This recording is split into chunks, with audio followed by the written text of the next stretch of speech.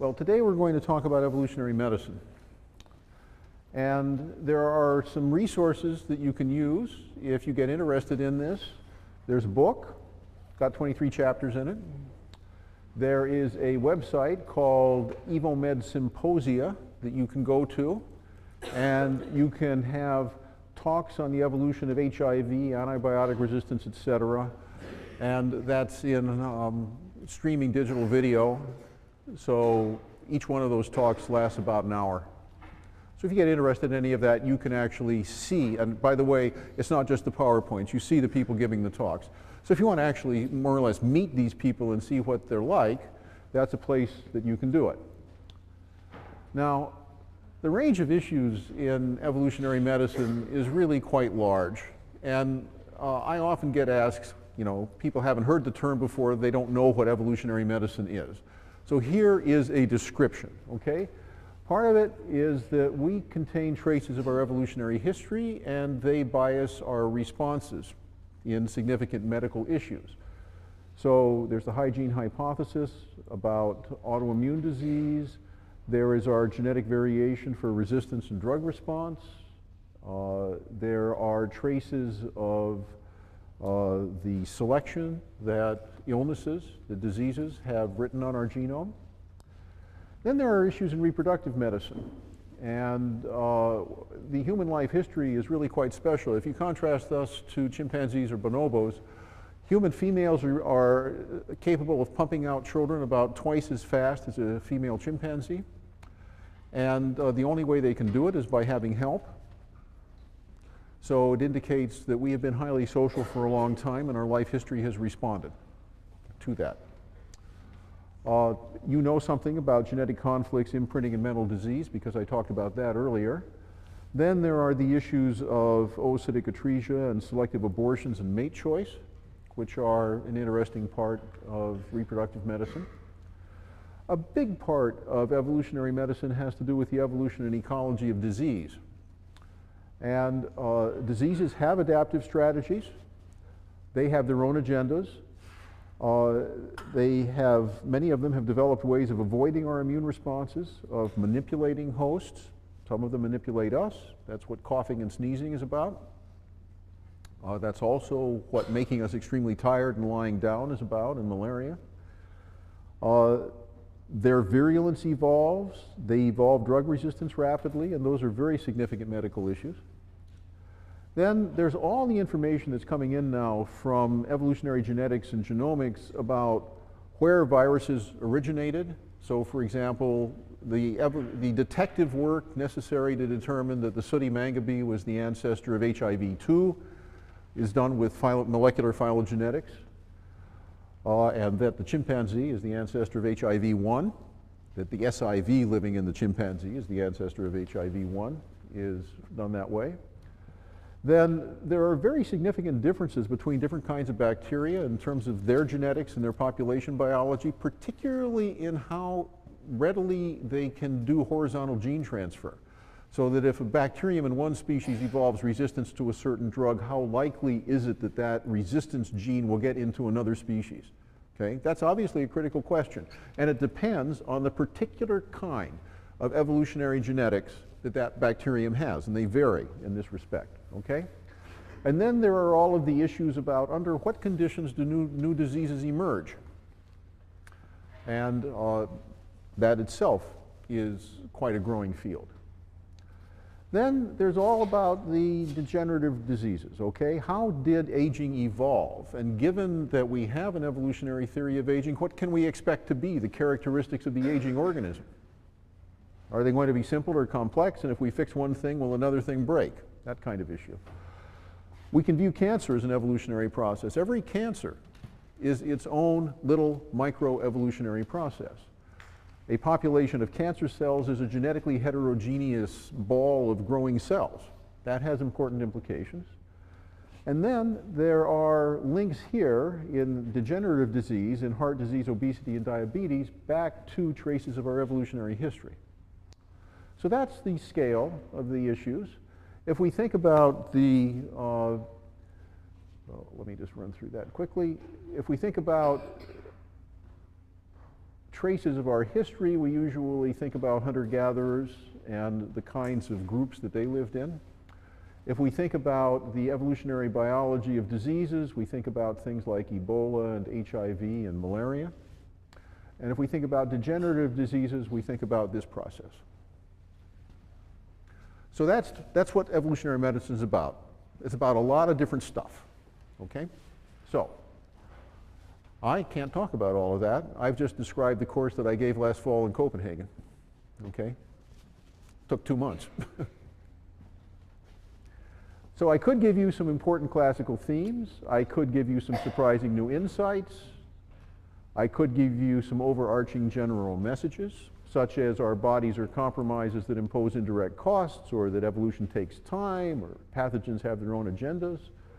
I could present research, stuff I've worked on myself. I've done a fair amount on the evolution of aging, and I'm currently working on how natural selection is operating in contemporary human populations. Or I could give you messages primarily aimed right at practicing doctors, so practical applications in clinic and public health. And this is what I chose. I chose mismatches to modernity, so I'm going to talk a little bit about thrifty phenotypes and parasites and autoimmune disease, and then I'm going to talk about how pathogens have their own agendas and evolve rapidly. Okay? So I hope you've got the picture. This is a small portion of the subject matter of evolutionary medicine, but these are arguably important themes. So, the point about thrifty phenotypes is this. Early life events are failing to predict late life environments. Perhaps they used to be good predictors, or perhaps those early life events were correlated well with the environment in the Pleistocene for 10 or 15 years, something like that. What we do know is this. If you nutritionally stress a mother and infant, the fetuses and infants will have increased risk of obesity, diabetes, and cardiovascular disease 50 or 60 years later. And the initial data that demonstrated this came from the Dutch hungry winter. The idea is that stress early in life is switching the individual into a physiology that's very effective at conserving energy, but it is inappropriate if there is an adequate diet. So the muscle cells become insulin resistant, fat becomes concentrated in special depots, and we now have a lot of data indicating that this is the case in humans. So they come from the Dutch hungry winter of 44-45, when the Nazis basically cut off the food supply to Amsterdam, and actually to much of Holland. But you can also see this when there have been historical famines in Scandinavia in the late 19th century. There was a famine in Finland, and more recently in the UK and the Philippines. And you can reproduce this in rats and sheep. By the way, the fact that you can reproduce it in a model system is quite important, because it means that for whatever reason that thing evolved, that kind of reason must also have been there for something as short-lived as a rat. Now, if we look around the world, about 20% of American adults are obese. Interestingly, in rural Mexico, 60 to 70% are obese. That's not something you'd necessarily expect. Go into rural Mexico, you don't necessarily think that those people have a lot of money to eat a lot of food, but they are obese. The incidence of diabetes is exploding. So late onset diabetes is exploding. As you might expect, most of them are in India and China simply because the populations of India and China are so large. And this is becoming a really significant portion of the World Health budget. So these are significant issues. And if you look at percent obese across many countries, the least obese nation is Japan, and a lot of the European countries have low levels, but the ones that have very high levels of obesity are US, UK, Germany, Australia. These are not necessarily the ones in which this kind of nutritional stress early in life would be very frequent. It is much more likely that as countries like India and China and countries in Africa and Mexico go through the demographic transition and go through the economic transition into developing countries, so that they have a parental generation that was more food stressed and an offspring generation which is more well fed and more exposed to junk food, that you will get this kind of a response. So when we look at this kind of data, there's a lot of this which probably really isn't due to the thrifty phenotype hypothesis. I would guess that of the total amount of obesity that you see in the world, the part which is really due to a developmental switch being thrown early in life and then setting that phenotype up to respond inappropriately to a rich diet late in life, thereby developing heart disease and obesity and so forth at about the age of 50 or 60, is probably somewhere down around 5%. So not all of it, but probably a significant component. And the argument is that that was something that was adaptive in the Pleistocene environment, because if you could switch the offspring into a thrifty phenotype, it would have a higher probability of surviving the dangerous childhood years and making it perhaps to its first reproductive event. And in that environment, what was going on at age 50 or 60 was probably irrelevant because most of the population was dead by then anyway. So that's the kind of evolutionary argument that gets at it. I don't think we actually know what's selected for this. I think that we have a plausible evolutionary story to tell about it, but the fact on the ground is that it really happens. So it's important to know about, and it might be for the evolutionary reasons that I just mentioned, but we don't know. Okay, now here's one where we are a little bit more certain. And again, this is a hypothesis that is in the category of things where humans are mismatched to modernity. So they are experiencing a disease which is caused in part by our historical shift into a civilized state. It runs like this. Our immune system co-evolved with worms and bacteria, so it more or less evolved on the assumption that we would always have worms and bacteria in our bodies. And when modern hygiene, so basically good clean water systems and antibiotics take out the worms and bacteria, our immune systems respond inappropriately. We can see that autoimmune diseases are actually exploding. So asthma, allergy, type 1 diabetes, multiple sclerosis, other autoimmune, Crohn's disease, other autoimmune diseases are increasing very rapidly. And as the infectious diseases have gone down, the autoimmune diseases have gone up. So there are some spatial correlations that are suggestive. I'll show you some data that are tighter than this. But if you look across the planet, you can see that where diabetes, type 1 diabetes is common. Type 1 is an autoimmune disease, okay? You see type 1 diabetes being common basically in Europe and in Australia, and it's also fairly common in Saudi Arabia. And if you look at where worms and leprosy are common, where countries that have fairly high incidence of these different worm infections, those are pretty much across the tropics. The countries where there's no data basically are in white, so this is a partial plot. And if you look at type 1 diabetes against tuberculosis, you see where there's a lot of type 1 diabetes, there's not very much tuberculosis, and where there's a lot of tuberculosis, there's not very much type 1 diabetes. Okay, so that's a negative spatial correlation. There's more data than that. In Germany and in other European countries, farm children have fewer allergies than city children.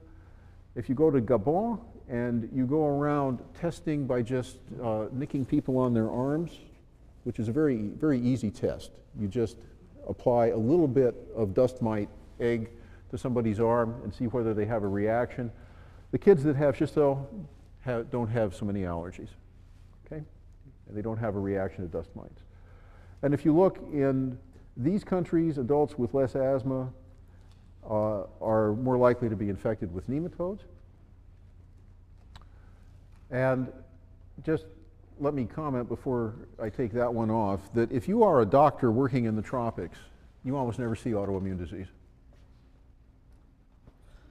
So if you go into Médecins Sans Frontières and you go to Gabon or you go to the Congo, you'll see a lot of infectious disease and you will see a lot of worms, but you will not see very much autoimmune disease. That's the take-home message from this summary. Now, how might this work? Well, worms are big multicellular parasites, and they have to live in our bodies a long time to reproduce successfully. When they send their eggs out to get into another host, those eggs are going into an extremely risky environment, and it's not very likely that any single individual egg is going to make it. So the worms have evolved ways of living in our bodies for a long time without being knocked out by our immune systems. This has been going on for hundreds of millions of years. They're very good at it. They are interfering with signaling pathways that also happen to be the pathways that elicit allergies and asthma. Now, think about it from our point of view. We got these worms in our system, and they got to be really good at living in our bodies for a long time, but we have an immune system that wants to react to them with a big inflammatory response. But it's not going to be able to get rid of them because the worms have outfoxed us. So we have to make the best of a bad deal. What we have to do is we have to downregulate our inflammatory response in the presence of worms so that we don't damage ourselves. Because inflammatory responses turn out to be one of the most damaging parts of degenerative disease. That's what's going on in arteriosclerosis. That's what's going on in rheumatoid arthritis. You know, there's just an awful lot of inflammatory response damage can happen to your body. So our immune system basically downregulated in the presence of worms. Now, that means both sides of this coevolutionary interaction have evolved. So the causes really are rather complex. The parasites have been removed that actively downregulate the immune response. That leaves inappropriate responses of our anti-worm machinery. And that anti-worm machinery lacks proper targets and is fooled by inappropriate targets. There is ongoing research right now to see whether or not this is in part the basis for nut allergies, things like peanut allergies, which have really exploded. It appears to be possibly part of it, but probably not the whole story. And then, of course, we have changed our inflammatory response. And another interesting part of this, and again, this is open research, imagine your body having come to evolutionary equilibrium with worm infections. So the worms are downregulating your immune system. And your immune system is just, you know, it has a lot of other things to deal with besides worms, so it's cranking along, it's producing a range of cells that can react to different kinds of invaders.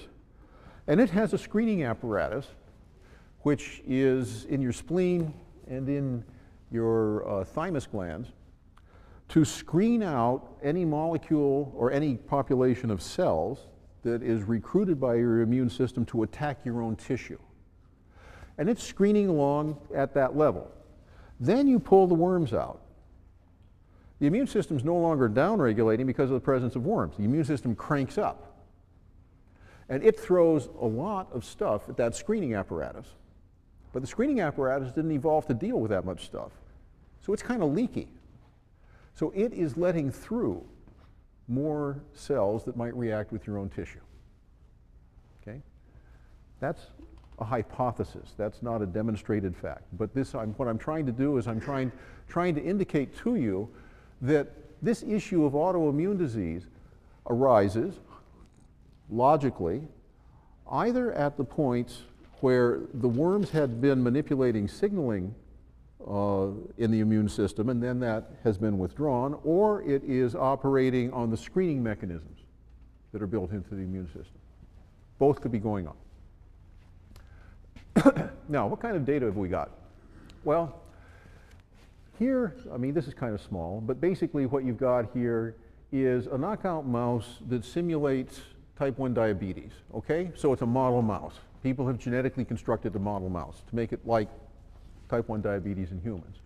And then they have infected it with various kinds of worms to see whether or not it is changing the T cell bias in a way that would be plausible to basically downregulate autoimmune disease.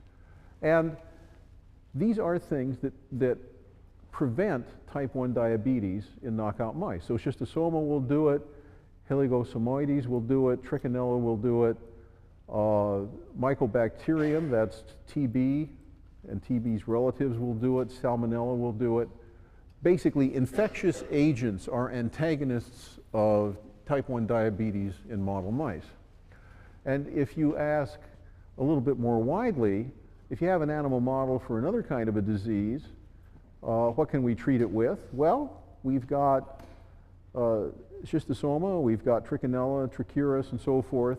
These things will prevent colitis, inflammatory bowel disease, collagen-induced arthritis, Graves' thyroiditis, and so forth in model systems.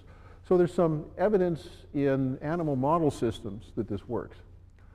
So if you decided that you wanted to do therapy on humans using these nasty worms, which have, you know, a big yuck factor, which one would you choose? Well, you would want to have a worm that doesn't really cause much pathogenic problem itself in a human. You wouldn't want it to multiply in the human. You'd want to be able to regulate the dose. You wouldn't want the infection to get away from you in treating a human. You wouldn't want it to be spread. You wouldn't want it to alter the behavior in patients that have depressed immunity. You wouldn't want it to be affected by common medications like aspirin and stuff like that. Okay? Well, which one will do that? Turns out that this pig whipworm has these characteristics. And what you can do is you can breed these things in the lab. I've seen them in Rick Mazel's lab in Edinburgh, growing in a little vial. They're whipping around in the little vial. They look like little pieces of thread. And basically, you use their eggs. Now, here's some data. Patients with Crohn's disease and ulcerative colitis improved after ingesting 2,500 pig whipworm eggs. I mean, you guys all have issues, right, with what they're serving you in the dining halls? How about a little pig whipworm egg? People with Crohn's disease who got a fairly prolonged treatment with this stuff responded well. Patients with ulcerative colitis in a double-blind placebo-controlled trial, which is, you know, another step up in rigor, did better on worm eggs than they did on placebos. But this is the one that really gets me, and it's about multiple sclerosis. Okay, this is a very, very nasty disease. And multiple sclerosis is an autoimmune disease that attacks the sheaths on the axons in your brains, and it does so in a slightly different way in each individual, so the symptoms start developing in different ways. But basically what's happening is that you're losing your brain. And these are some of the symptoms: numbness, tingling, pins and needles, weakness, spasms, spasticity, cramps, pain, blindness, blurred vision, incontinence, urinary urgency, constipation, slurred speech, loss of sex function, loss of balance, nausea, disabling fatigue, depression, short-term memory problem. People with multiple sclerosis often go to Switzerland to commit suicide. I think about 60 of them have, because they're faced with something which is a very painful way for life to end. Well, there was a case control study done recently in Argentina that showed that the progress of multiple sclerosis is a lot slower in the patients that are infected with parasitic worms. And that was convincing enough. This was a case control study. So for clinical medicine, that's sort of the gold standard. You take a bunch of people and you match them with cases and controls, and then you see what happens differently in the two populations. So the data there was convincing enough to persuade the NIH to begin a clinical trial in Iowa in which MS patients are being treated with the eggs of pig whipworms. Now, this is the data from Argentina, and the x-axis, by the way, the 4 panels are 4 different ways of measuring the progress of multiple sclerosis. And all 4 panels have a 5-year time axis on the x-axis, and then they have some measure of multiple sclerosis on the y-axis. And in all 4 panels, the uninfected patients, they were matched at the start, infected and uninfected by worms, and at the same stage of multiple sclerosis. The uninfected patients got worse, and the infected patients did not get worse. Very clear. When I first got in contact with evolutionary medicine, this hypothesis wasn't really out there yet, or wasn't very prominent. It came to my attention 10 years ago. I didn't believe it at the time, and I'm actually rather astonished that this is the part of evolutionary medicine that is actually resulting in an important clinical result that could change treatment and save a lot of agony. I hadn't expected that. So, humans evolve more slowly than their cultures, and therefore we are mismatched to modern life. This is important in both our diet and in our cleanliness and our hygiene.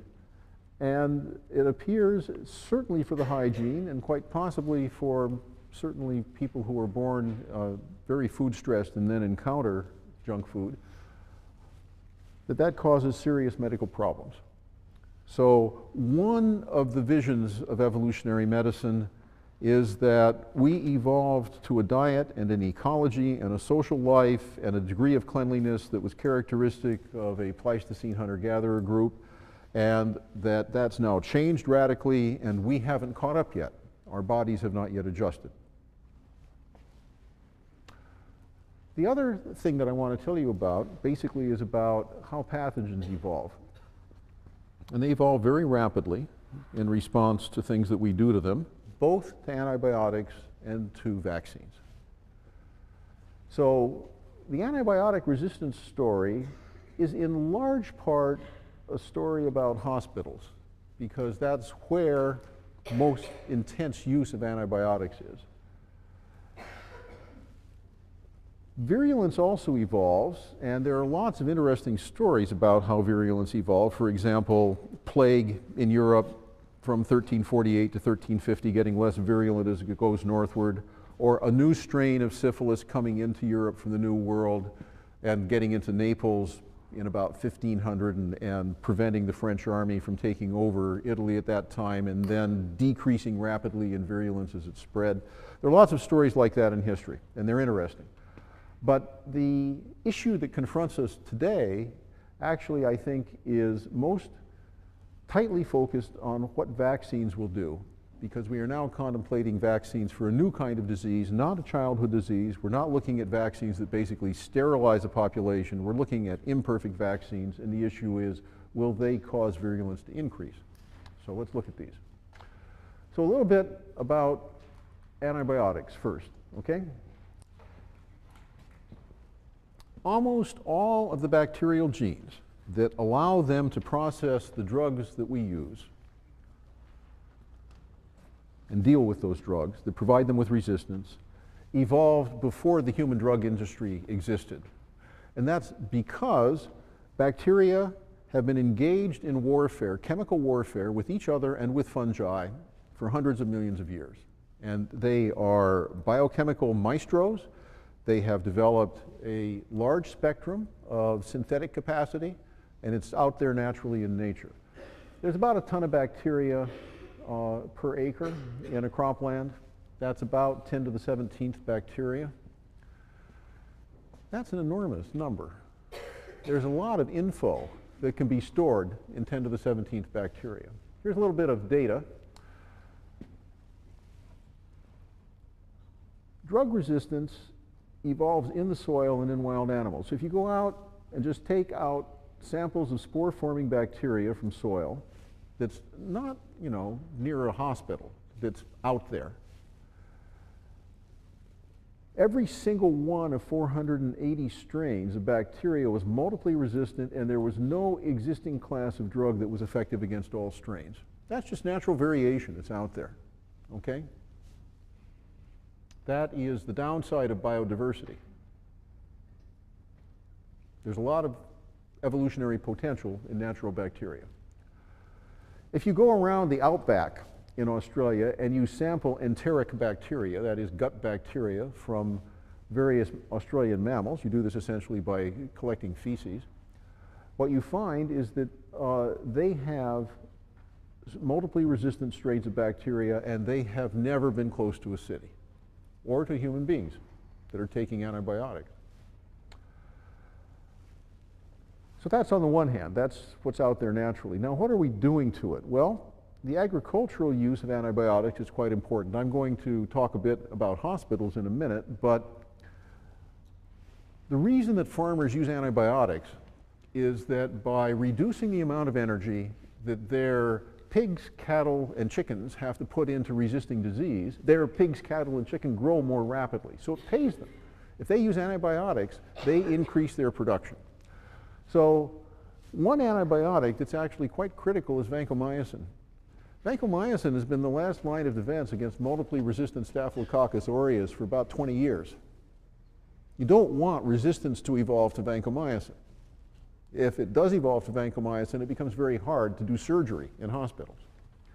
Well, Danish farmers were using vancomycin, and the Danish government noticed that and banned it. So we have a before-after comparison of how frequently do you pick up vancomycin-resistant enterococci bacteria in Copenhagen, in the city. Well, it dropped from 12% to 3%. There was a 9% drop in the rate at which doctors picked up vancomycin-resistant bacteria in the city when they stopped using it out there on the farms. That is a measure of how dirty the meat processing plants are, on the one hand, okay? There's crap getting into the meat. There's a movie about that, by the way, about McDonald's. It will really turn your stomach. But it also indicates just how important the widespread agricultural use is. Now, the other place where there's really a lot of antibiotic used is in the hospital. Okay, so the Center for Disease Control estimated, I think this is in 2003, that there were 90,000 residents of the United States that went into the hospital for some other reason, picked up a resistant bacterium, and died of a bacterial infection that they didn't have when they went into the hospital. And when the cynical researchers checked the claims to the health insurance companies, they discovered that the actual number was probably 10 times higher than that. So this is just for comparison. AIDS was killing 17,000 a year in the US at the time, flu about 37,000, breast cancer about 40,000. So there are actually more people who were dying of bacterial infections that they acquired in hospitals than of all of these leading killers combined. Now, the bacteria that live in hospitals are almost all either resistant or multiply resistant because that's where so many antibiotics are used. And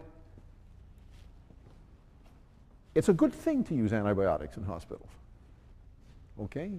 When you bring somebody into the emergency room, or if they're in intensive care, and they are possibly just a few hours away from having to have an operation, you don't want them to be in a susceptible state. You want them to be clean when they go into that operating theater. So you're going to use antibiotics on them to increase their probability of survival if they have to have a major operation. But the consequence of that, which is a benefit for the individual, is a cost for the population. And resistant strains are much more expensive to cure.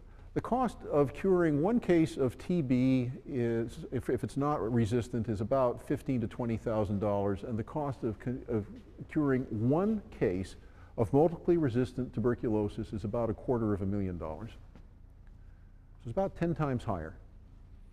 So the economic burden for the US was about $80 billion annually for resistance, and the economic burden for the planet is probably about $1 trillion. Big problem. So basically, I'm not going to read all the way through this, okay? Basically what this says is people move back and forth between hospitals and nursing homes, and when they move the bacteria with them. And so however you're managing it in the hospital, you have to deal with a situation where it could be coming back in. And I can tell you that if you operate a nursing home, you are just deathly afraid that one of your patients in the nursing home is going to come up with a multiply resistant strain of bacterium. Because in old people, that can go through and just wipe them out. You'll get incurable pneumonia very quickly occurring.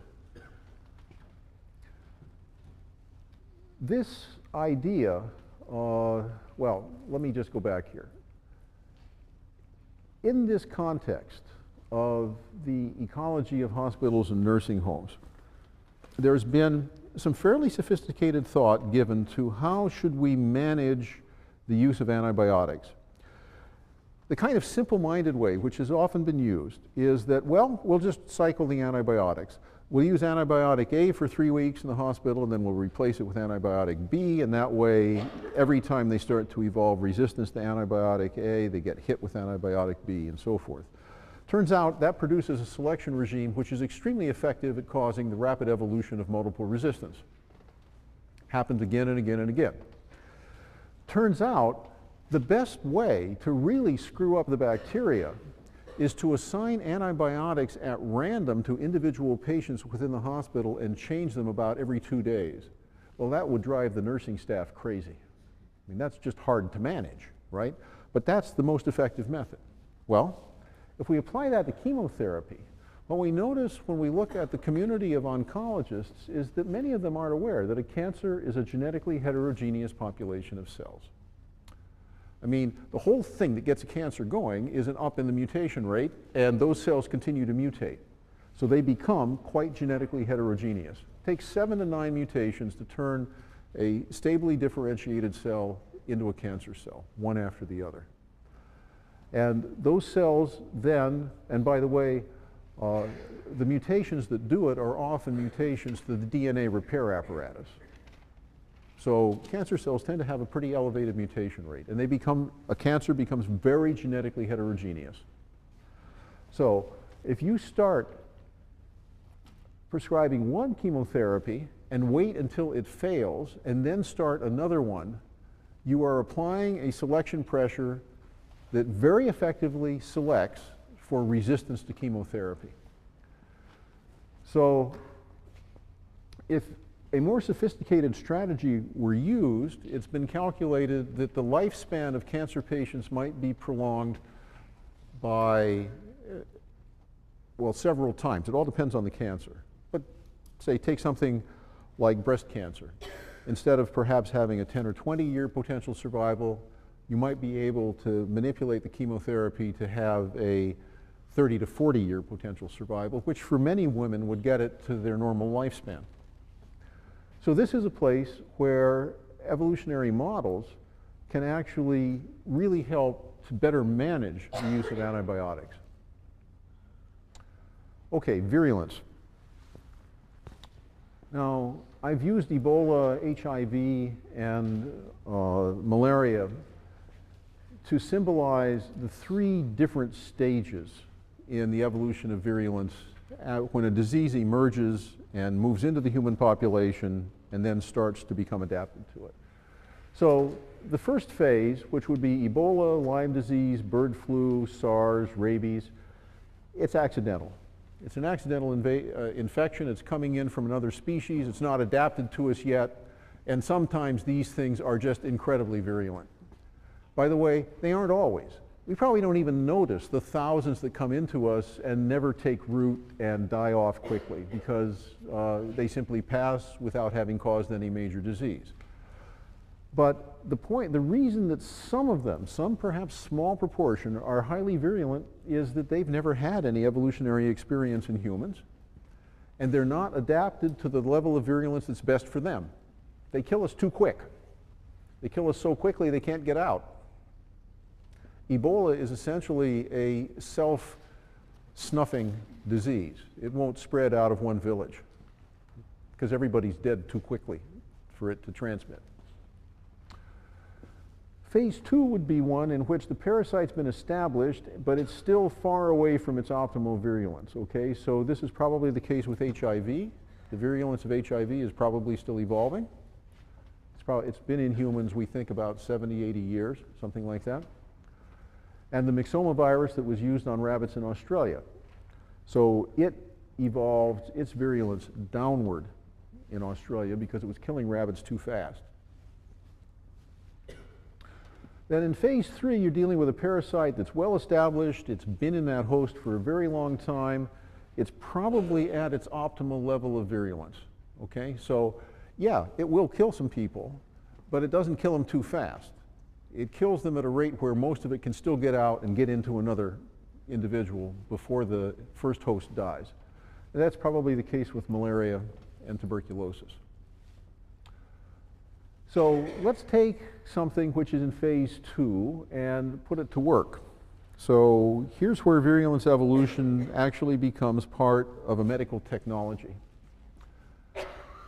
Microbiologists have been using serial passage to produce attenuated vaccines for a long time. And what an attenuated vaccine is a pathogen that would cause a serious disease, but it's been evolutionarily changed so that it's attenuated. It will infect you, but it won't make you sick.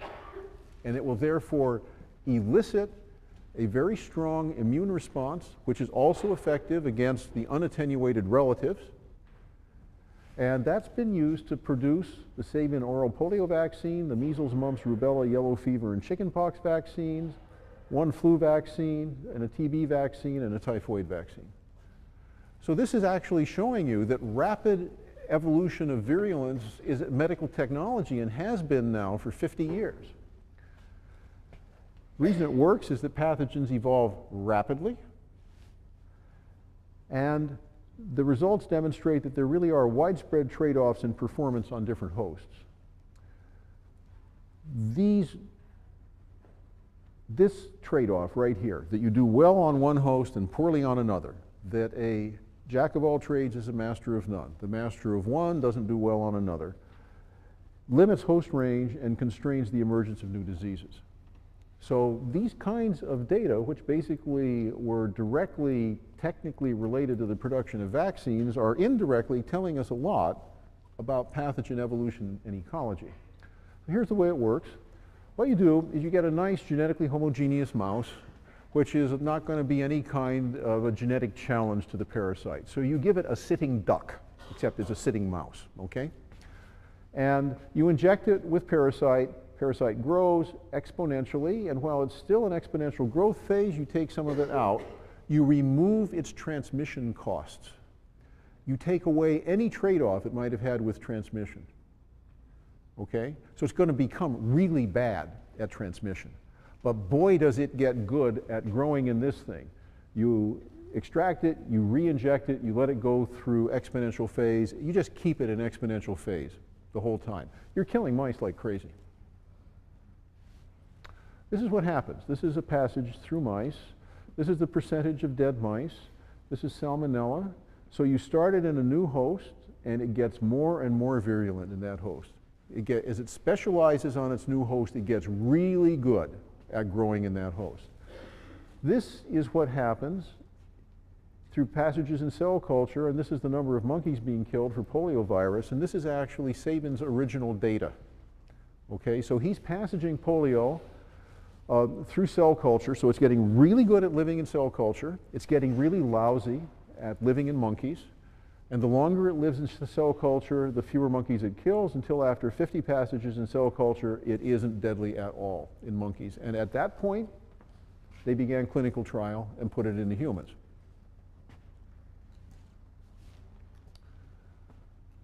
Okay, so the point of that, I mean, there are a number of points in that whole story about manipulating virulence. One is virulence can evolve really quick. Virulence has been manipulated by medical technology for the last 50 years to produce some of the most successful vaccines on the planet. That itself is an impressive confirmation of this hypothesis that I just put up there, which is that in order to do really well on one host, you have to give up the ability to infect others. So if you want to produce a vaccine that's a live attenuated vaccine that infects a human, you take it out of the human, you put it into something else, you make it really good at killing that other thing, it becomes lousy at killing humans, and when it gets lousy enough at killing humans, you can use it as a live vaccine. Now there's one more thing I want to tell you about evolutionary medicine, and that's about whether virulence will evolve in response to vaccines. So I've already introduced you to the virulence transmission trade-off. If you're too virulent, you won't transmit because you will have killed your host before you can get out. Okay, this is supposed to be the most fundamental trade-off shaping virulence evolution. It's thought to be widespread, and it really is thought to drive virulence to an intermediate level. There's quite a bit of evidence indicating that this is, broadly speaking, true. Okay? Now, what happens when you make an imperfect vaccine? It does pretty well, but it doesn't kill all of the pathogens in all of the hosts. Okay? That's why we call it imperfect. Well, that imperfect vaccine will reduce the cost of virulence by making likely that some hosts will survive in the presence of virulent strains. So you're getting a partial immune response. The pathogen can persist in the body a longer period of time because, after all, the vaccine is working a bit. But then, if the virulent strains are the more competitive ones, and you've got multiple infection, then the virulent strains are the ones that are going to be surviving the longest in the bodies of people that have an imperfect response to the vaccine. Okay? So it turns out that this actually happens in mice with malaria. You can demonstrate with mouse malaria that this is the case. And the Gates Foundation and WHO would like to vaccinate 500 million humans against malaria. All the malaria vaccines are imperfect. As a matter of fact, there isn't one that's really very good at all yet, but it looks like all the malaria vaccines will be imperfect.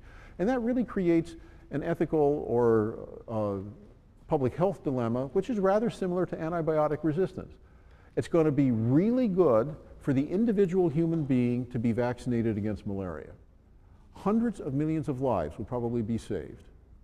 But as an unfortunate byproduct of this wonderful thing, we are probably going to have a situation in which the surviving disease becomes more virulent, and a few people are then hit by a really nasty strain of malaria. So, as with antibiotic resistance, it's probably a good thing to know that this might happen so that you can start getting ready for it. It's not a recommendation that you don't vaccinate. It's a recommendation that you understand the consequences of vaccination, which are evolutionary, and be prepared to deal with it. So if you're interested in this particular thing, I've listed authors that you can search on. So the take-home on evolutionary medicine basically is that evolutionary thinking actually provides some interesting new illumination of problems in both medical research and practice. But it certainly doesn't eliminate or replace all of that other important insight that we've gotten from molecular medicine and basically from evidence-based scientific medicine up to this point. There's just a tremendous amount in physiology and genetics and biochemistry, which is absolutely essential to know. This, however, also is something that is important to know. Okay, see you tonight if you're coming. There are issues in reproductive medicine, and the human life history is really quite special. If you contrast us to chimpanzees or bonobos, human females are capable of pumping out children about twice as fast as a female chimpanzee, and the only way they can do it is by having help. So it indicates that we have been highly social for a long time, and our life history has responded to that. You know something about genetic conflicts, imprinting, and mental disease, because I talked about that earlier. Then there are the issues of oocytic atresia and selective abortions and mate choice, which are an interesting part of reproductive medicine. A big part of evolutionary medicine has to do with the evolution and ecology of disease. And diseases have adaptive strategies. They have their own agendas. Many of them have developed ways of avoiding our immune responses, of manipulating hosts. Some of them manipulate us. That's what coughing and sneezing is about. That's also what making us extremely tired and lying down is about in malaria. Their virulence evolves. They evolve drug resistance rapidly, and those are very significant medical issues. Then there's all the information that's coming in now from evolutionary genetics and genomics about where viruses originated. So, for example, the detective work aimed right at practicing doctors, so practical applications in clinic and public health. And this is what I chose. I chose mismatches to modernity, so I'm going to talk a little bit about thrifty phenotypes and parasites and autoimmune disease. And then I'm going to talk about how pathogens have their own agendas and evolve rapidly. Okay? So I hope you've got the picture. This is a small portion of the subject matter of evolutionary medicine, but these are arguably important themes. So, the point about thrifty phenotypes is this. Early life events are failing to predict late life environments. Perhaps they used to be good predictors, or perhaps those early life events were correlated well with the environment in the Pleistocene for 10 or 15 years, something like that. What we do know is this. If you nutritionally stress a mother and infant, the fetuses and infants will have increased risk of obesity, diabetes, and cardiovascular disease 50 or 60 years later. And the initial data that demonstrated this came from the Dutch hungry winter. The idea is that stress early in life is switching the individual into a physiology that's very effective at conserving energy, but it is inappropriate if there is an adequate diet. So the muscle cells become insulin resistant, fat becomes concentrated in special depots. That has important implications. And then there are links here in degenerative disease, in heart disease, obesity, and diabetes, back to traces of our evolutionary history. So that's the scale of the issues. If we think about the, let me just run through that quickly. If we think about traces of our history, we usually think about hunter-gatherers and the kinds of groups that they lived in. If we think about the evolutionary biology of diseases, we think about things like Ebola and HIV and malaria. And if we think about degenerative diseases, we think about this process. So that's what evolutionary medicine is about. It's about a lot of different stuff, okay? So, I can't talk about all of that. I've just described the course that I gave last fall in Copenhagen, okay? Took 2 months. So I could give you some important classical themes. I could give you some surprising new insights. I could give you some overarching general messages, such as our bodies are compromises that impose indirect costs, or that evolution takes time, or pathogens have their own agendas. I could present research, stuff I've worked on myself. I've done a fair amount on the evolution of aging, and I'm currently working on how natural selection is operating in contemporary human populations. Or I could give you messages primarily necessary to determine that the sooty mangabey was the ancestor of HIV-2, is done with molecular phylogenetics, and that the chimpanzee is the ancestor of HIV-1, that the SIV living in the chimpanzee is the ancestor of HIV-1, is done that way. Then there are very significant differences between different kinds of bacteria in terms of their genetics and their population biology, particularly in how readily they can do horizontal gene transfer. So that if a bacterium in one species evolves resistance to a certain drug, how likely is it that that resistance gene will get into another species? Okay? That's obviously a critical question. And it depends on the particular kind of evolutionary genetics that that bacterium has, and they vary in this respect. Okay? And then there are all of the issues about under what conditions do new diseases emerge. And that itself is quite a growing field. Then there's all about the degenerative diseases, okay? How did aging evolve? And given that we have an evolutionary theory of aging, what can we expect to be the characteristics of the aging organism? Are they going to be simple or complex? And if we fix one thing, will another thing break? That kind of issue. We can view cancer as an evolutionary process. Every cancer is its own little microevolutionary process. A population of cancer cells is a genetically heterogeneous ball of growing cells. Well, today we're going to talk about evolutionary medicine. And there are some resources that you can use if you get interested in this. There's a book, got 23 chapters in it.